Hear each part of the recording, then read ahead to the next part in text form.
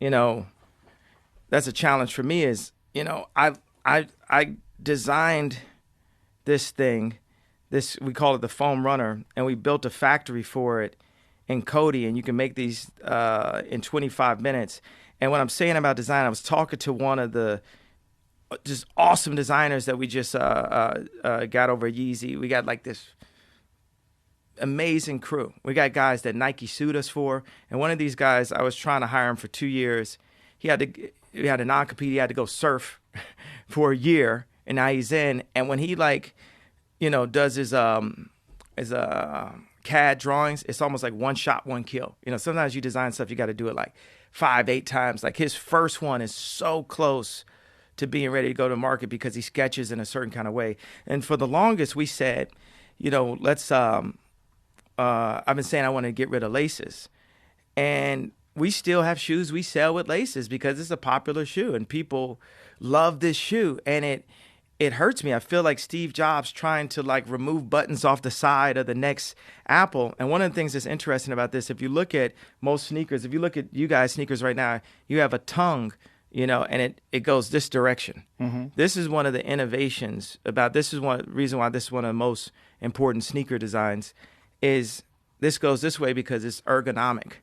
And I remember putting it on and being uncomfortable with wearing it because I'm so used to like the way like a Jordan or something fits with my jeans. And I remember talking to Kobe and him talking about having to make sneakers that fit with jeans. And that was a big thing because, that's what we grow up. We grow up wearing, Calcanite jeans and Jordans or something like that. So this also, I feel that just the process, when I design, I become like a 3-year-old.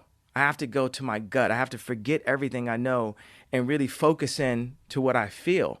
Like some straight Jedi Yoda, or like, if I could grab that water bottle, or like wouldn't it have been cool if I just did it right now? I should have had a magnet on there that you'd be like, yo, this dude's a wizard.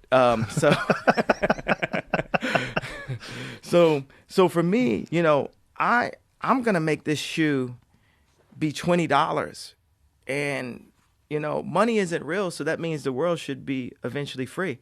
So I'm gonna manifest the world being free. My dad, he lives in a DR, and he says, anything that you put in the ground grows. So why do people still go hungry? And I like that in theory, but I was like, man, farming is really hard, though, man. I think, I might go hungry if I have someone to farm this food. It's like, but, back in the days, we had that skill set. Now we're losing these skill sets that actually we can sustain off of. So with this, and I love giving you guys my riffs. I'm like a human version of Instagram. When you look at Instagram, you look at, you're looking like 100 images a day. Well, I've got millions of images in my mind, and the majority of them haven't been realized yet. There's some images that are from my memory, but I got this whole the future that's in my mind that has to be brought. So this is, we talk about hype culture and shoes being sold on the, the resale market, and Yeezy lives in that place. But I don't like the idea. I don't love the idea that some of the reason why people buy it is just for hype culture, or you ain't got this, or I got this colorway and you don't have it. That type of mentality. I'm an essentialist.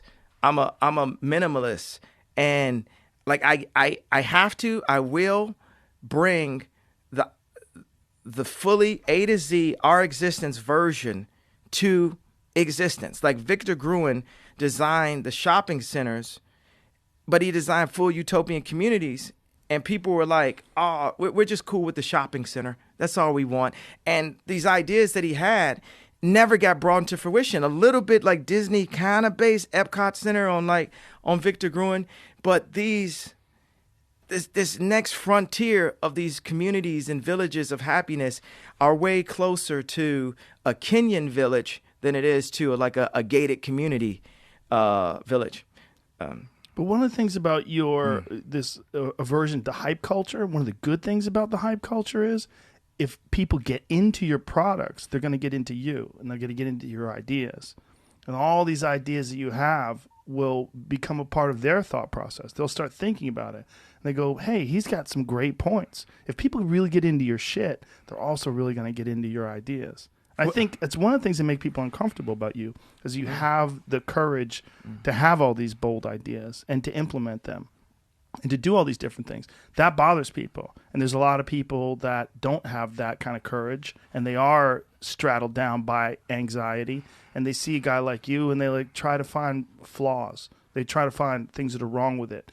Instead of looking at the positive aspects of it, they'll only concentrate on the negative aspects of it. I don't see it that way. I've never saw it that way. I look at you, look at that guy. He can fucking do anything. There's people who like Tesla, and there's people who, there's a person who killed animals with Tesla cords to make people not like Tesla. Yeah, the person Thomas Edison. Who made the electric chair be made with the Tesla cord, so people wouldn't like Tesla. Tesla still has inventions that haven't been brought to our society that would have brought more simplicity and happiness to our society. Like the Westinghouse ability to transmit electricity through the air, which is fascinating. I don't know if that would have worked in today's world with cell phones and all the different electronics and even, modern air travel. I don't know if it would have worked, but things would have been different. People are over designing into industries where they see they can make some money as opposed to stepping back and saying, how do we look at the entire earth as an opportunity to free everyone and create happiness for everyone?